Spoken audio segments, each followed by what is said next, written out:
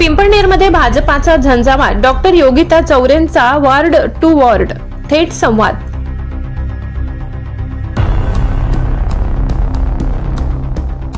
पिंपळनेरच्या पहिल्या ऐतिहासिक नगरपरिषद निवडणुकीत भारतीय जनता पक्षाने प्रचारात मोठी आघाडी घेतली आहे।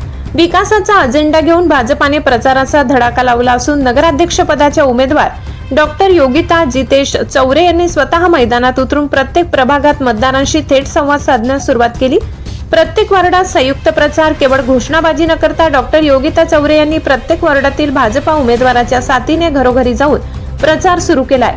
त्यांच्या वॉर्ड टू वॉर्ड दौऱ्यामुळे आणि उच्च शिक्षित नेतृत्वामुळे मतदारांमध्ये विश्वासाचे वातावरण निर्माण झाले आहे। या प्रचार दौऱ्यात भूषण बदाने, डॉक्टर जितेश चौरे, देवेंद्र गांगुर्डे, धनंजय घरटे आणि विक्की कोकणी यांच्यासह पक्षाचे प्रमुख पदाधिकारी, कार्यकर्ते आणि महिलांचा मोठा ताफा सहभागी झालाय। सुशिक्षित उमेदवार आणि पिंपळनेरचा विकास हे समीकरण घेऊन भाजपाने निवडणुकीच्या रिंगणात आपले पारडे जड केले आहे। ब्युरो रिपोर्ट, पिंपळनेर, सहसंपादक अनिल बोराडे।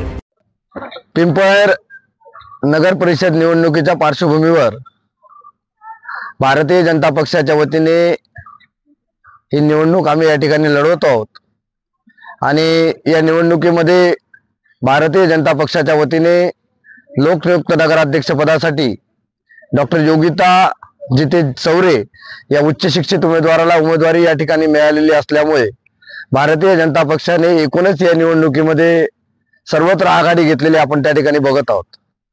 पिंपळनेर शहर हा भारतीय जनता पक्षाचा पूर्वाश्रमीचा बालेकिल्ला असल्याने आणि संघटनात्मक ताकद देखील या ठिकाणी मोठी असल्याने आज पिंपळनेर शहरातील मतदारांमध्ये या ठिकाणी अतिशय विश्वासाचं वातावरण त्या ठिकाणी तयार झाले असून निश्चितपणे आम्हाला विश्वास आहे की आज नगराध्यक्ष डॉक्टर योगिताताई चौरे यांच्या सोबतच प्रत्येक प्रभागामधले त्या ठिकाणी दोघही नगरसेवकांचा जे कोणी आपले भावी नगरसेवक म्हटलं तर त्या ठिकाणी वावगं होणार नाही, त्या नगरसेवकांचं अत्यंत जोमाने आणि सोबतच नियोजनबद्ध पद्धतीने प्रचाराची यंत्रणा राबवताना आपण सर्वजण या ठिकाणी बघत आहोत आणि भारतीय जनता पक्षाचा अध्यक्ष या नात्याने मला हा विश्वास आहे की निश्चितपणे येत्या 3 तारखेला भारतीय जनता पक्षाचा भगवा झेंडा या पिंपळनेर नगर परिषदेत फडकताना आपण पाहाल।